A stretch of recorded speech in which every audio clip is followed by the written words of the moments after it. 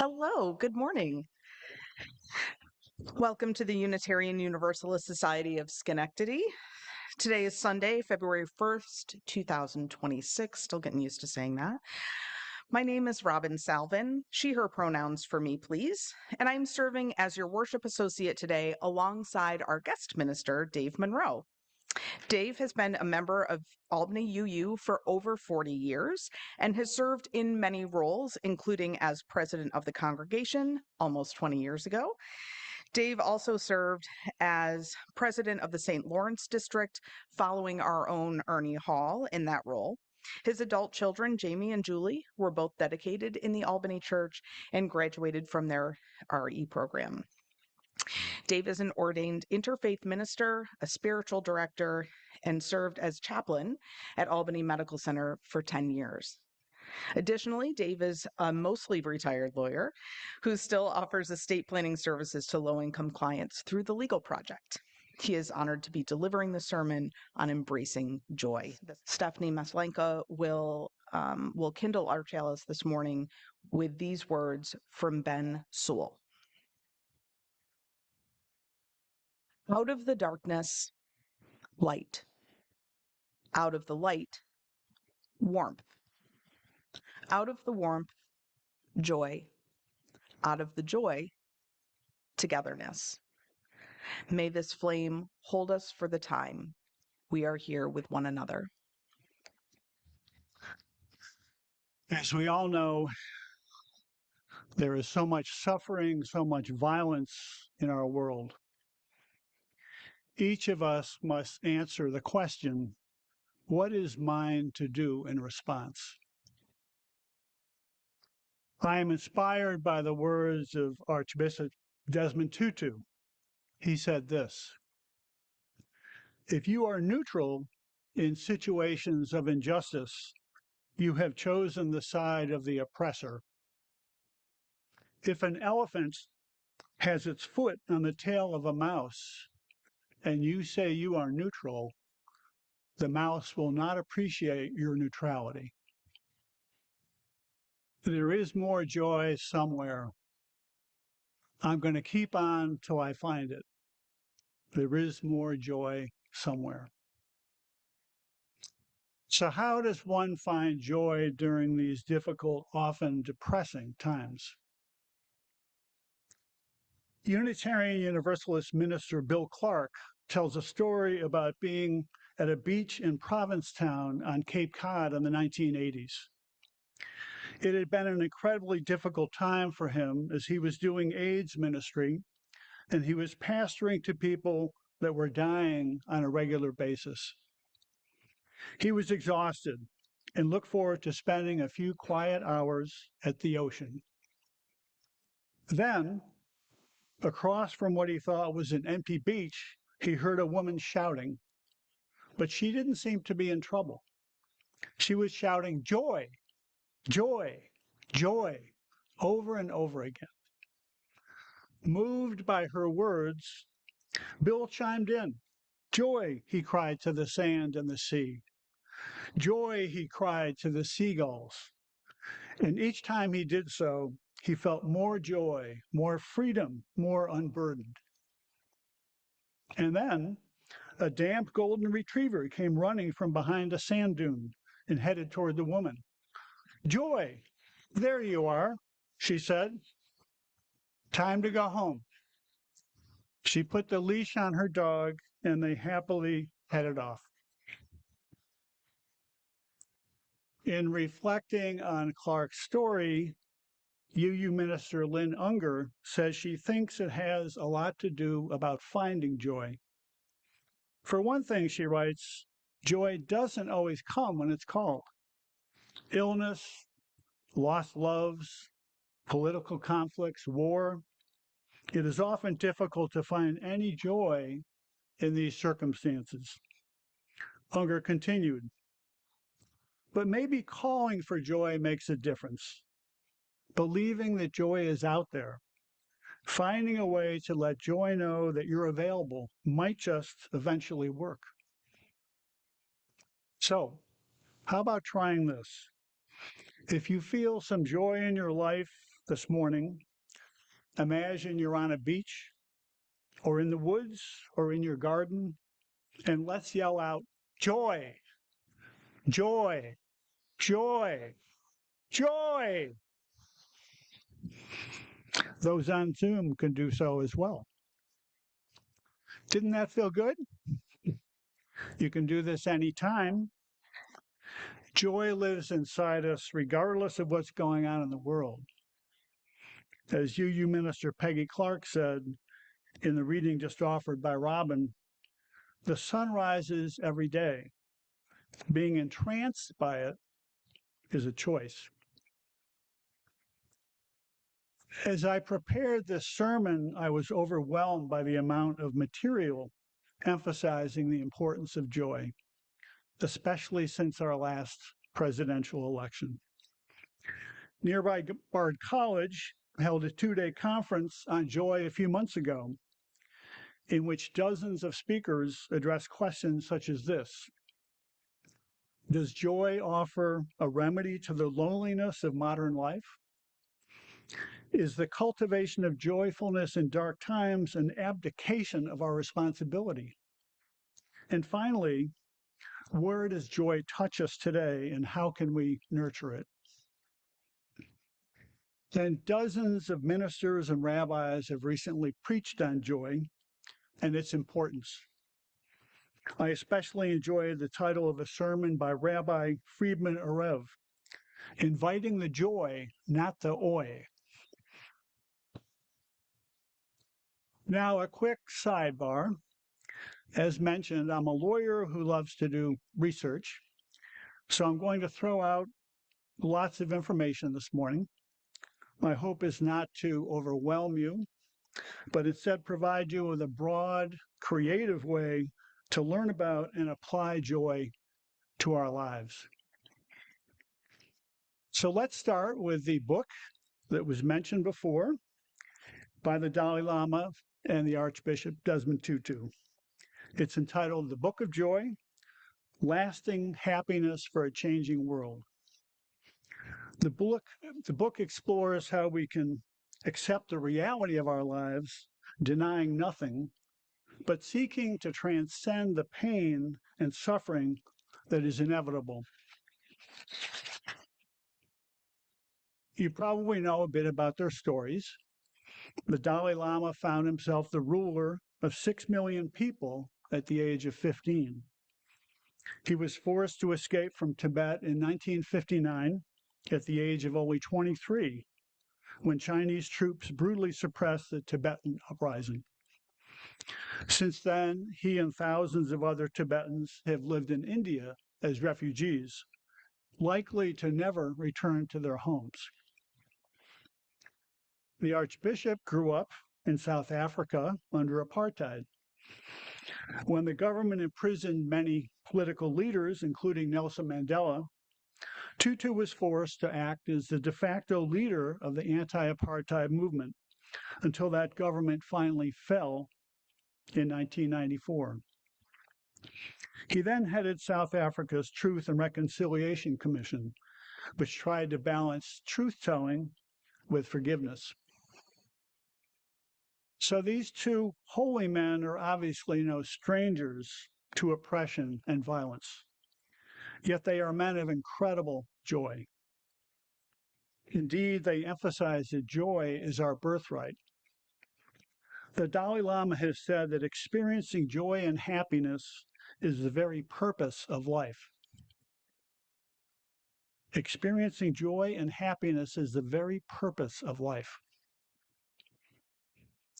In fact, if you've ever seen or heard these men in conversation, perhaps on YouTube, they constantly poke fun at one another and laughing, even giggling throughout. It's so funny you can't help but laugh with them. Humor is clearly a big part of their relationship, and I believe humor is central to joy. The Book of Joy describes both obstacles to joy as well as what the authors describe as the 8 pillars of joy. 2 obstacles struck me as being particularly relevant today: despair and loneliness. Despair. The Archbishop says, of course, be appalled by suffering and cruelty. We may not be able to do a great deal, but we need to start where we are and do what we can. He says this, hope is the antidote to despair. Despair turns us inward. Hope sends us into the arms of others. He adds that hope is nurtured by relationships, by shared community, by faith in human nature. Loneliness. The Dalai Lama and the Archbishop explained that if we feel anger and judgment, we will feel separate from other people. We will be lonely. But when one is thinking about others with kindness and compassion, one is never lonely. They emphasize that we are born and die totally dependent on others. And the independence that we think we experience in between is really a myth. Let's stop for a moment and think about some of these obstacles. We have all felt these negative emotions. Grief, sadness, anger, guilt can consume us. We are not ready to move on, or we can't move on. For example, let's think about losses in our own families and how we initially feel. We feel guilty about surviving, perhaps, angry that they are no longer with us, an inability or lack of interest in seeking joy because our loved one no longer can. The hope is that eventually we will once again let the light of joy in. And now I quote not from a holy man, but from a very smart woman, Michelle Obama. This is her advice. Joy is an act of resistance against despair. Don't let anyone take it from you, and don't be afraid to feel it, even in times of darkness. Now, let's take a closer look at the 8 pillars of joy. These include humility, humor, acceptance, forgiveness, and gratitude. The key pillars, according to the holy man, are perspective, compassion, and generosity. Perspective. For every event in life, the Dalai Lama said, there are many different angles. When you look at the event from a wider perspective, our sense of worry and anxiety reduces, and you have greater joy. He gave a powerful example from his own life. While he and other Tibetans lost their country and became refugees, this experience gave him new opportunities. In his words, if I remained in Tibet, I would have stayed in what has often been described as a golden cage. So I prefer the last 5 or 6 decades of refugee life. More opportunity to learn, to experience life. To take this down to our own everyday life, have you ever been angry or depressed of, for example, losing a job, only to say years later, I'm so glad I didn't get that job, or I'm so glad I moved from lawyering to teaching? Compassion. The compassionate concern for others' well-being is another source of joy. The Archbishop explained, I know that each time I've acted compassionately, I have experienced a joy in me that I find in nothing else. He added that even the cynic will have to admit that it is how we are wired. We are wired to be other-regarding. We shrivel if there is no other. We shrivel if there is no other. Generosity is embraced by virtually every major religion. This is because it involves a recognition of our interdependence and our need for one another. If we focus only on joy for ourselves, it can be short-sighted, short-lived. Joy is instead the reward of giving joy to others. According to the Archbishop, when you show compassion, when you show caring, when you show love to others, do things for others in a wonderful way, you have a deep joy that you can get in no other way. You have wiped the tears from the eyes of another. You have wiped the tears from the eyes of another. The book ends with a number of practical suggestions. One that deserves special mention is engaging in a gratitude practice. Writer and motivational speaker Brene Brown has said that in researching gratitude, she found that virtually every person she interviewed who described themselves as joyful attributed this to their daily gratitude practice. And I'm sure that many of you have one. Let's now look at what some other spiritual leaders have said about joy. Purpose. Experiencing joy is often grounded in finding meaning in one's life. This is perhaps nowhere better expressed than in the book Man's Search for Meaning by Viktor Frankl. Frankl offered his services as a therapist to fellow prisoners at the Auschwitz concentration camp. Frankl said that meaning comes primarily from three sources: doing something significant, caring for others, and exhibiting courage during difficult times. And when we pursue such a meaningful life, joy will follow. Frankl said that joy follows from one's dedication to a cause greater than oneself. Finding one's purpose can lead to activism. For example, joy has played an important role in Black liberation movements. Martin Luther King Jr. understood that the pursuit of justice required not just courage and determination, but also joy. In his life and work, he demonstrated that choosing joy amidst difficult times was not a distraction from serious purpose. It was instead fuel for the long journey toward building the beloved community. King wrote that the surest way to be happy is to seek happiness for others. And a joyful heart is the inevitable result of a heart burning with love. Another example of someone who found meaning and joy in activism was the late civil rights leader, John Lewis. Along with Dr. King, Lewis marched in what was to become known as Bloody Sunday in March 1965. In his autobiography, Across That Bridge, Life Lessons and a Vision for Change, Lewis describes how joy and celebration were actually a part of the strategy of civil rights protesters. Joy and celebration. Lewis wrote this: "Our strategy was to flood the penal system until it overflowed with Americans calling for justice. Soon the cells all around me were full of freedom riders, and we began to sing songs of freedom to remind us of our purpose and to keep our spirits high."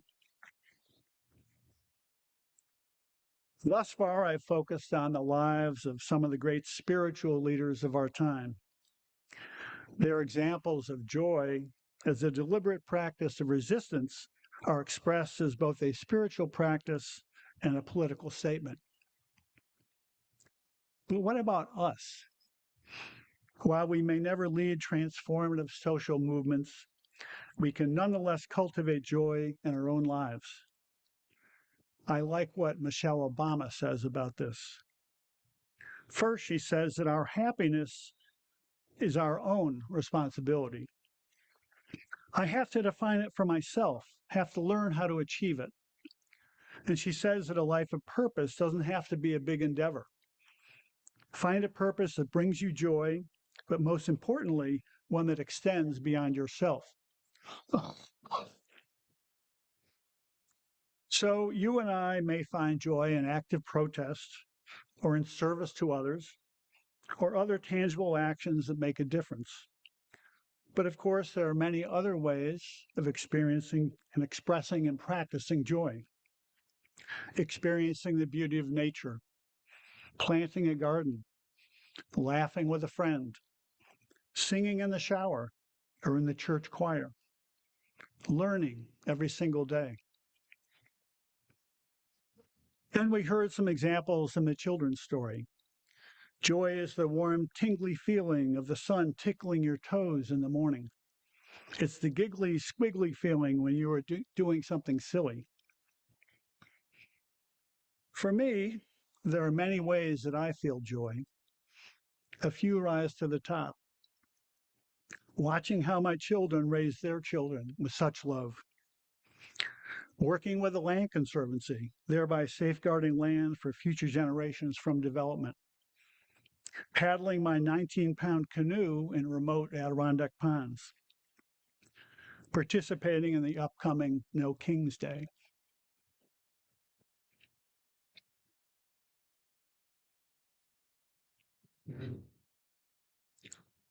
What do each of you do to lift up your spirits when times are tough?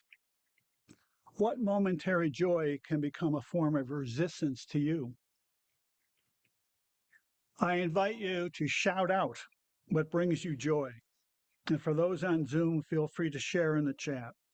Just shout it out now. What brings you joy?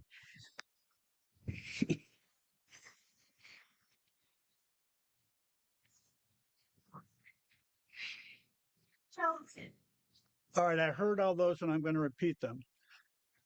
Not really. Did you hear the buzz of joy in the room? Did you see the smiles on each other's faces? I would remind us that each of us can think of these stories, these moments in the future when we need joy. Joy recharges our batteries. The more challenging the situation, the more important it is to cultivate joy and compassion, not as an escape, but as profound resistance against forces that would diminish human dignity and spirit. Together, let's build a joyful world. May it be so. Amen.